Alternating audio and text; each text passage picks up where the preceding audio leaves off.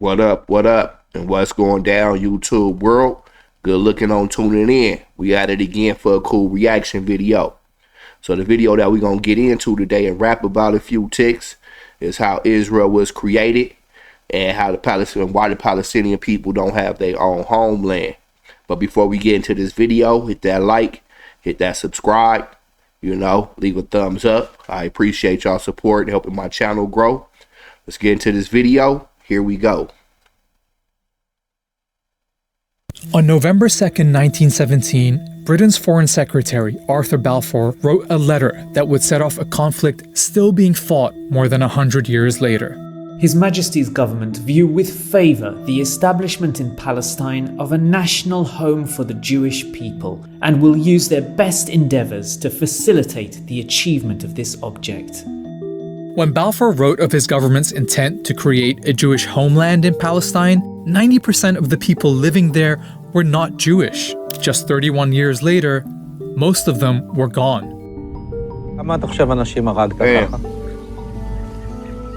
לא ספרתי. אני לא יכול לדעת בחיי. היה לי מקלע עם 250 כדורים. This is the story of the British promise that led to the destruction of Palestine and the creation of the State of Israel.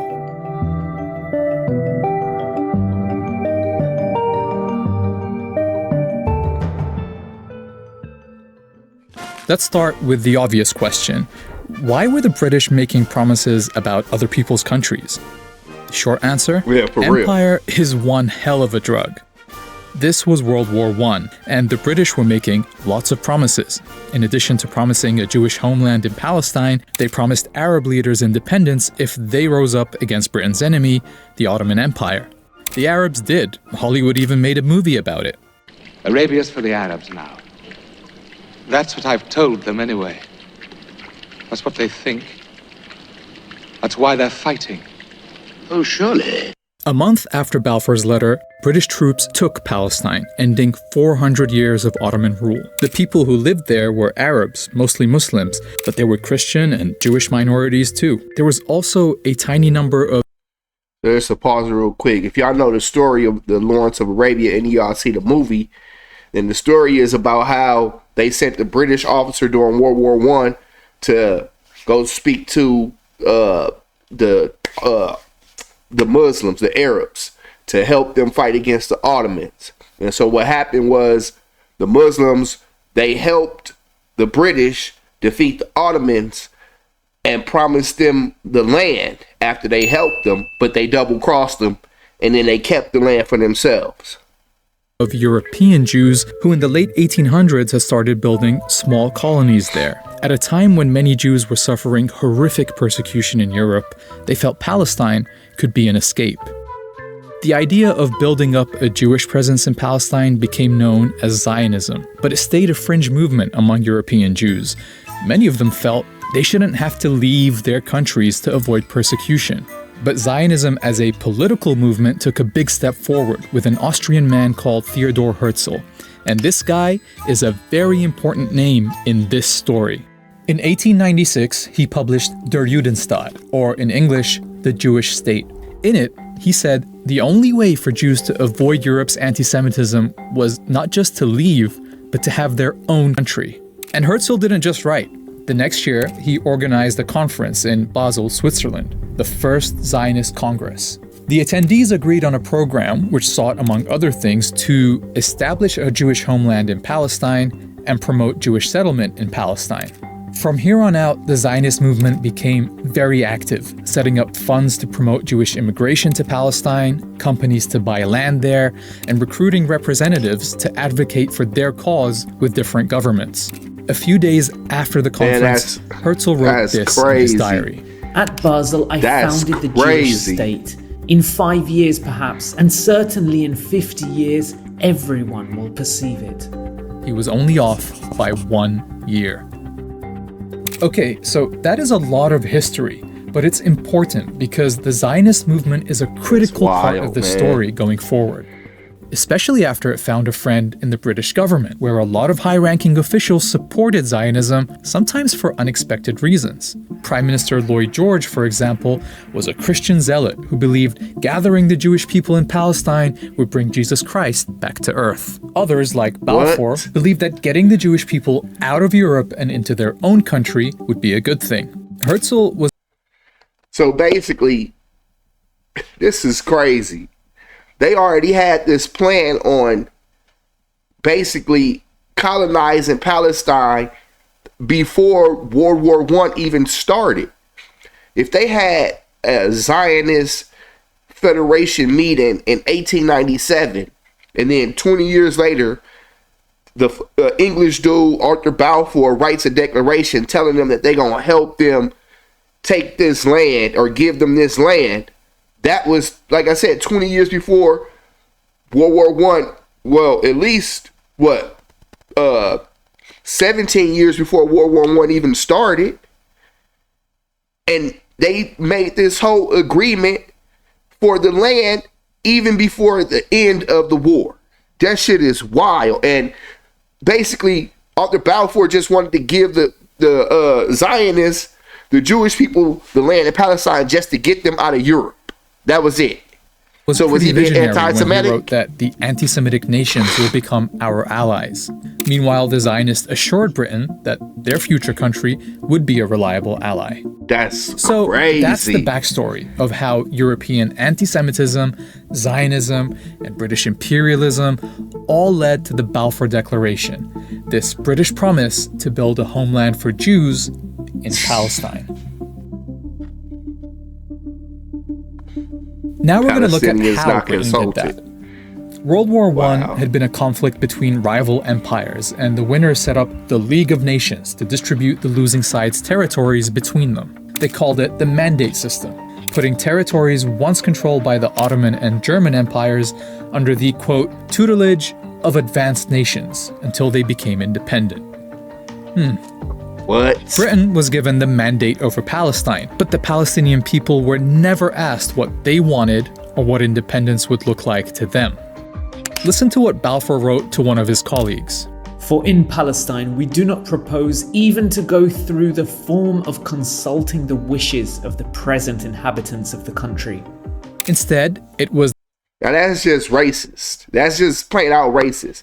Basically, you have this British dude saying, well, we won the war, it's our land. We don't even need to consult with the people that live on this land or what they want to do with it because now it's Britain's land. Like, what? Like, they just came in and just basically took somebody's land and then just decided what they was going to do with it. The Zionists who were consulted about what their vision for Palestine was. And they consulted the Zionists. Ended up incorporating not just the Balfour Declaration, but several clauses requiring Britain to ensure the establishment of a Jewish home in Palestine. British rule was very accommodating to the Zionist project. The Jewish community in Palestine grew with big waves of immigration. They had their own schools and factories and even their own militia, the Haganah, and they were led by the Polish-born David Ben-Gurion, the leader of their representative body, the Jewish Agency. To the Palestinians, it was clear that Britain wasn't delivering them independence. It was delivering their country to other people. In 1936, they went on strike. British forces tried to break the strike with arrests, torture, mass punishment, and executions. Leaders were exiled, weapons confiscated, and houses blown up. What? Palestinian fighters attacked British and Jewish targets, while British and Haganah forces would carry out joint raids on Palestinian villages. Something had to change. The British government sent a commission called the Peel Commission to figure it out, but their proposed solution was typical. Just draw another British line on the map, divide the country, give this part to the Jews and this part to the Palestinians, and make that part of Transjordan next door. Oh, and because the Palestinians were a majority in the country, 250,000 of them would have to be removed by force to make the Jewish state viable. Remember, these were the proposals that were meant to calm things down. Spoiler, they didn't. Instead, the revolt continued until 1939, by which time about 10% of Palestine's adult male population had either been killed, injured, arrested, or exiled. The British government really needed a solution. So, here comes another report. The commission is studying the 20-year-old Jewish settlements in British-mandated Palestine. The 1939 White Paper created a conflict between the British and the Zionists for the first time, because it rejected partition and said the solution was for Palestine to gain independence within 10 years, with everyone living there sharing it together. Crucially, it also imposed severe limits on Jewish land purchases and immigration. To the Zionists, this felt like a betrayal. In response, some set off bombs across the country, killing dozens of Palestinians. But soon, everyone was distracted by something much bigger. More than 60 million people were killed in World War II, including 6 million Jews murdered in Nazi death camps. Jewish survivors fled Europe, with a large number of them trying to find safety in Palestine despite the British limit on Jewish immigration. This set off a more direct confrontation between the Zionists and the British, with Palestinians often targeted as well. The Zionists knew two things. Militarily, they were stronger than the Palestinians, and Britain was exhausted by World War II, so it wouldn't have the stomach to keep fighting in Palestine. They were right. In 1947, after 30 years of occupation, Britain announced it was quitting Palestine and asked the newly formed United Nations to clean up its mess. Alright, 1947 and 1948 are the most pivotal years in this story. So let's take a look at how things are lining up. During British rule, Jews had gone from 10% to 30% of the population and owned about 6% of the land. Under Ben-Gurion's leadership, the Jewish Agency was pretty much functioning as a government for the Jewish community.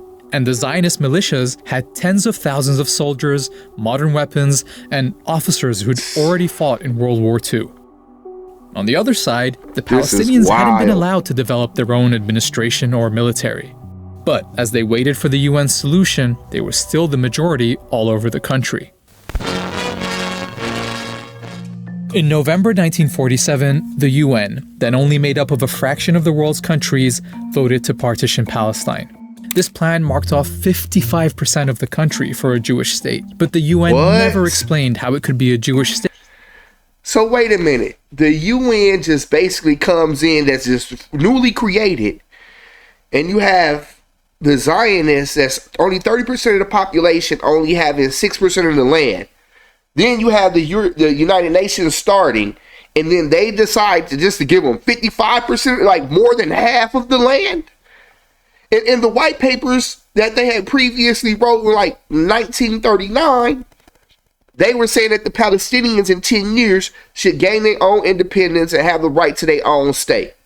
So what the fuck is going on that, man? State when half the people in its territory were Palestinian. Wow. To nobody's surprise, Palestinians, and in fact all Arabs, rejected the UN's plan. Ben-Gurion and the Zionist leadership accepted, but they saw an opportunity. With the British on the way out, the Zionists knew they would have the strongest military in Palestine. Their forces were instructed to seize more territory than they'd been awarded by the UN, and to do what was necessary to reduce the number of Palestinians in it. In cities like Haifa, the militia set off car bombs in Palestinian neighborhoods. They attacked villages and forced residents out. Haganah troops have driven the Arabs out of the beleaguered city, taking many prisoners. After inspecting parts of western Jerusalem that had been emptied of Palestinians, Ben-Gurion said, "In many Arab neighborhoods in the West, and that dude looked evil. Even one Arab. If we that dude Ben-Gurion, he looks evil as hell. In the next 6 or 8 months, there will be considerable changes in the country, and to our advantage." One of the events that helped speed up these changes took place on April 9th, 1948, when the village of Deir Yassin was attacked. A British government report to the United Nations describes the scene. 250 people were killed in circumstances of great savagery. Women and children were stripped, lined up, photographed, and then slaughtered by automatic firing. The story of what happened at Deir Yassin set off panic all over the country. As news spread, people fled, if that's the first fearing intifada. They would be next. Historians have recorded dozens of similar massacres during this period. Each time, they would result in entire communities fleeing. Like what's happening right now. לגרש את האנשים משם. כבשנו את המקום, טרקטורים חרשו את המקום. חרשו. לא נשאר זכר של כפר. למה? לא רצו שתהיה, לא חזרה ולא זכר של המקום. By the time Britain ended its mandate on May 15, 1948, 250,000 Palestinians had fled. The night before, David Ben-Gurion announced the founding of the State of Israel, with himself as its first prime minister. He was standing Israel was created under a in giant portrait 1949. of Herzl, 51 years after Herzl had predicted this very moment. The Zionist militias came together as the newly formed Israel Defense Forces, but the fighting wasn't over. With the British out of the way, soldiers from several Arab countries entered Palestine. But the Israeli army was better equipped, better organized, and unlike the Arab armies, had a unified command and backing from several European countries. Israeli forces pushed into places that the UN had assigned to the Palestinian state, like the towns of Lidda and Ramle. 50,000 people were forced to flee from there, many on foot, in what became known as the Lidda Death This March. is fucking After wicked. being emptied, the towns were given Hebrew names, Lod and Ramla. Like in many other emptied towns, the buildings and homes were taken over by the new Israeli state and given to Jews. By the time the UN secured an armistice, 3/4 of the Palestinian people had become refugees. In Arabic, they call this the Nakba, literally the catastrophe. The new state of Israel made up 78% of what had been Palestine. The remaining parts were annexed by Jordan or taken over by Egypt. A year later, the UN passed a resolution calling for all Palestinian refugees to be allowed to return home. They never have been. Palestine had been erased. In the decades since, attempts to resolve this conflict have again tried to partition the land. With each successive attempt, the territory offered to Palestinians in their historic homeland shrinks even more. Ironically, Israel is still struggling to maintain the population advantage it gained in 1948 when it forced all those people out, because in 1967, it occupied the West Bank and Gaza, bringing all the Palestinians living there under its rule. And so today, the population of Jews and non-Jews in this land is roughly equal. But those living under occupation have no rights, no citizenship, and no prospect of independence. This is fucking The Nakba-era tactics evil, of man. settlement, This is just home evil. demolitions, and expulsion are still used against them. Nakba, Nakba, no! We want Nakba, Nakba, no! Israel has taken the land, These but people wants call it for a nothing to do catastrophe. with the millions under its rule. International, Israeli, and Palestinian human rights groups say this system is a form of apartheid. To see if that's an accurate... Yeah, man. Let's go ahead and rap about this video. So, there you see right there how the British, Europeans, initiated this whole thing with the Palestinians and the Zionist Europeans. Basically, Britain is making a decision for the Arabs' homeland to give it away to another group of Europeans after they promised the Arabs independence for helping them fight against the Turks.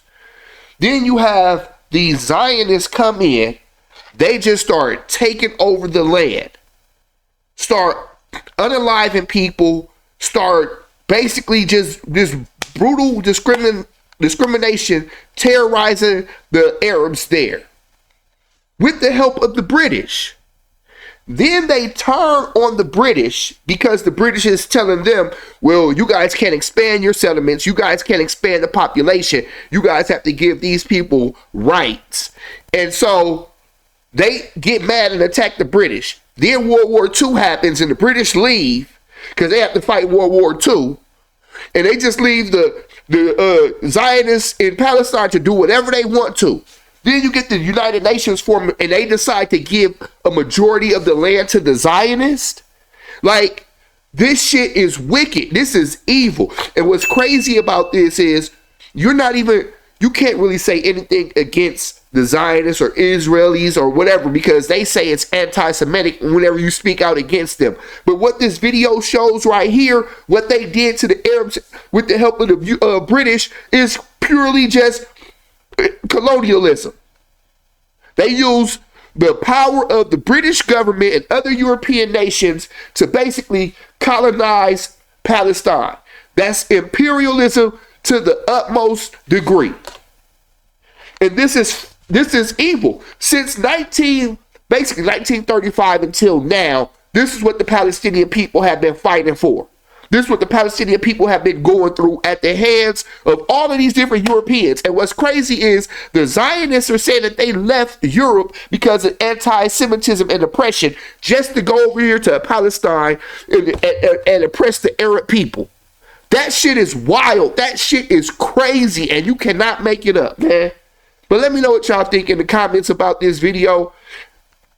Like I said, y'all know what I think, man. But hey, I appreciate y'all support again. Again, hit that subscribe, hit the like button. I'll talk to y'all on the next one. Y'all be cool out there. Peace. Speak money, big money, talk to 'em.